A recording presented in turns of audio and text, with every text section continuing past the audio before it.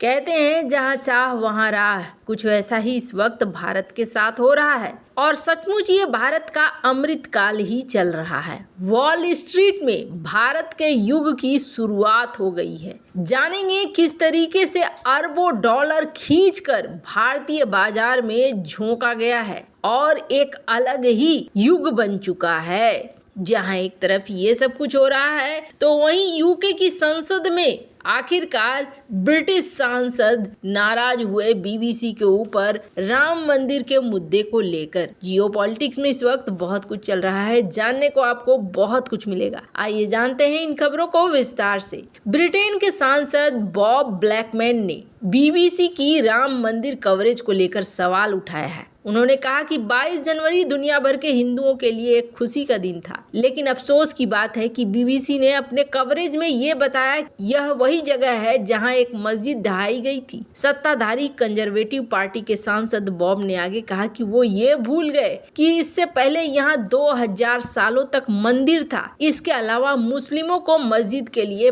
5 एकड़ की एक जगह दी गई है जहाँ वो मस्जिद बना सकते हैं। इसके बाद ब्रिटिश सांसद ने बीबीसी की निष्पक्ष पर सवाल उठाते हुए संसद में इस मुद्दे पर बहस की मांग की। बॉब ब्लैकमैन ने सोशल मीडिया पर भी बीबीसी कवरेज को लेकर सवाल उठाए। उन्होंने कहा कि राम मंदिर के बारे में बीबीसी की रिपोर्टिंग को लेकर मतदाताओं ने चिंता जताई है। मैं हिंदुओं के अधिकारों का समर्थक हूं और इतने बड़े मीडिया हाउस की ऐसी कवरेज चिंता पैदा करती है। दुनिया में क्या हो रहा है इसे लेकर बीबीसी को सही जानकारी देनी चाहिए। दरअसल 22 जनवरी को अयोध्या में रामलला की प्राण प्रतिष्ठा पर दुनिया भर के मीडिया हाउस की नज़र थी। इस दौरान बीबीसी ने अपने कवरेज में ये लिखा था कि कुछ मुस्लिमों ने उन्हें बताया है कि प्राण प्रतिष्ठा के कार्यक्रम ने उनकी दर्दनाक यादों को ताजा कर दिया है। वैसे आपको बता दें कुछ इस तरीके की आर्टिकल उस समय छापे गए थे जो स्क्रीन पर आप देख रहे हैं। बीबीसी की हेडलाइन में लिखा था, जिस जगह मस्जिद ढहाई गई वहीं पीएम मोदी ने मंदिर का उद्घाटन किया। लेख में बीबीसी ने कहा था कि भारत के प्रधानमंत्री ने हिंदुओं के भगवान राम के भव्य मंदिर के उद्घाटन में हिस्सा लिया। उनके अलावा फिल्मी सितारों, उद्योगपतियों समेत हजारों मेहमान प्राण प्रतिष्ठा में शामिल हुए। विपक्ष ने इस कार्यक्रम का विरोध किया और प्रधानमंत्री मोदी पर मंदिर के जरिए सियासी फायदा उठाने का आरोप लगाया। बीबीसी भारत में भी कई विवादों में घिरा रहा है। इस मीडिया हाउस ने 17 जनवरी 2023 को India the Modi question documentary का पहला एपिसोड यूट्यूब पर रिलीज किया था। दूसरा एपिसोड 24 जनवरी 2023 को रिलीज होना था। इससे पहले ही केंद्र सरकार ने पहले डॉक्यूमेंट्री को लेकर खूब विवाद हुआ था, लंबे समय तक विवाद रहा था। जहां एक तरफ भारत की व्यापारिक नीतियों की वजह से और जियोपॉलिटिक्स में हो रहे महत्वपूर्ण बदलाव से भारतीय बाजार में ऐतिहासिक उछाल होने वाला है, क्योंकि निवेशकों ने चीन की लड़खड़ाती अर्थव्यवस्था से अरबों डॉलर खींच लिए हैं और भारत को दुनिया की सबसे तेज रफ्तार से विकास करने वाली अर्थव्यवस्था मानकर दांव लगा दिया है। यानी जो चीन अभी तक ग्लोबल इकोनॉमी की धुरी बना हुआ था उसके दिन लदने वाले हैं और भारत का वक्त आ गया है। ग्लोबल कैश फ्लो का एक बड़ा हिस्सा भारत की तरफ आ रहा है। गोल्डमैन ग्रुप इंक और मॉर्गन स्टैनली जैसे वॉल स्ट्रीट के दिग्गज अगले दशक के लिए दक्षिण एशियाई राष्ट्र को प्रमुख निवेश का स्थान बनाने पर समर्थन दे रहे हैं। इकोनॉमिक्स टाइम्स की एक रिपोर्ट के मुताबिक भारत में सोने में भी भारी निवेश होने जा रहा है। 62 अरब डॉलर के हेज फंड मार्शल वेस ने अपने प्रमुख हेज फंड में अमेरिका के बाद भारत को अपने सबसे बड़े शुद्ध दीर्घकालिक दांव लगाने वाले देश के रूप में स्थान दिया है।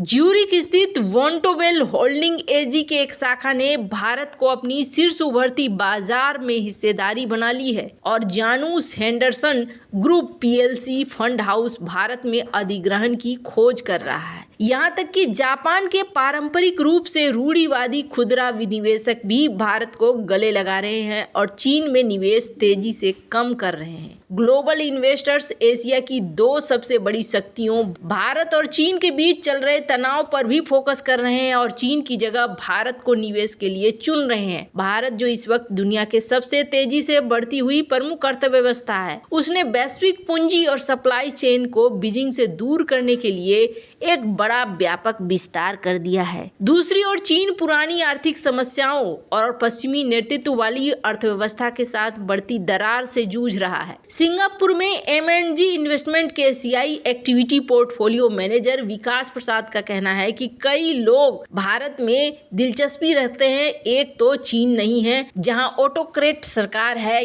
ये भारत है जहां वास्तविक दीर्घकालिक विकास की कहानी है। हालांकि भारत के बारे में पॉजिटिव सेंटीमेंट की भावना नहीं है, लेकिन निवेशकों को भारत में अब एक ऐसा बाजार दिखने लगा है जो अतीत के चीन जैसा दिखता था। भारत अब एक विशाल गतिशील अर्थव्यवस्था बनकर सामने आ रहा है जिसने वैश्विक निवेश के लिए खुद को पूरी तरीके से खोल दिया है। इतिहास बताता है कि भारत की आर्थिक वृद्धि और उसके शेयर बाजार के मूल्यों में गहरा संबंध है। यदि भारत 7% की दर से विस्तार करना जारी रखता है तो बाजार का आकार औसतन कम से कम उस दर से बढ़ने की उम्मीद की जा सकती है। पिछले 2 दशकों में जीडीपी और बाजार पूंजीकरण $500 बिलियन से बढ़कर 3.5 ट्रिलियन हो गया है। कैपिटल फ्लो निवेशकों के उत्साह को बढ़ाता है। अमेरिकी एक्सचेंज ट्रेडेड फंड बाजार में भारतीय शेयरों को खरीदने वाले मुख्य फंड को 2023 की अंतिम तिमाही में रिकॉर्ड प्रवाह प्राप्त हुआ, जबकि चीन के 4 सबसे बड़े फंडों ने संयुक्त रूप से $800 मिलियन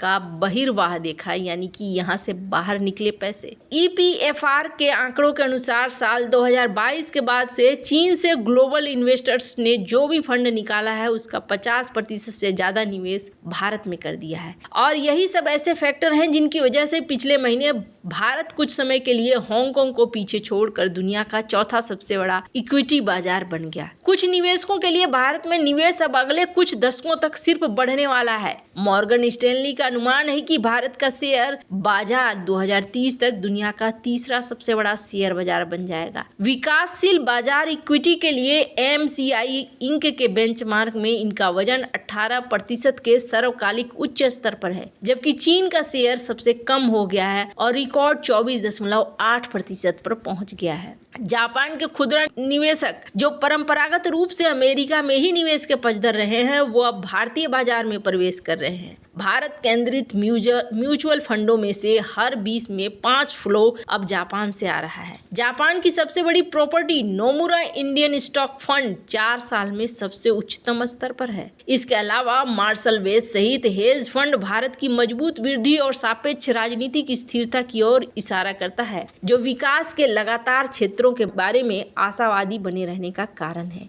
कर्मा कैपिटल जो नॉर्गेस बैंक जैसे संस्थानों के लिए भारत में धन का प्रबंध करती है, उसका कहना है कि अमेरिकी निवेशक विशेष रूप से भारतीय बाजार में प्रवेश करने और भारत के बारे में ज्यादा जानने के लिए उत्सुक हैं। यदि चीन को पश्चिमी वैश्विक व्यवस्था के खतरे के रूप में देखा जाता है तो भारत को चीन के खिलाफ एक मजबूत प्रतिद्वंदी के तौर पर देखा जा रहा है। भारत अब खुद को एक ऐसा देश बना रहा है जो खुद बीजिंग के जगह सामने खड़ा कर रहा है। भारत अब आईफोन के वैश्विक उत्पादन का 7% से ज्यादा का हिस्सेदारी रख रहा है और ये सब कुछ दिखा रहा है कि आने वाले समय में भारत और भी ज्यादा आगे बढ़ेगा। खैर, इतिहास भारत की तरफ ही दिख रहा है। वैसे इन सब मामले में आपकी क्या राय है, कमेंट कर जरूर बताएं। जल्द मिलते हैं अगले वीडियो में नई खबर के साथ।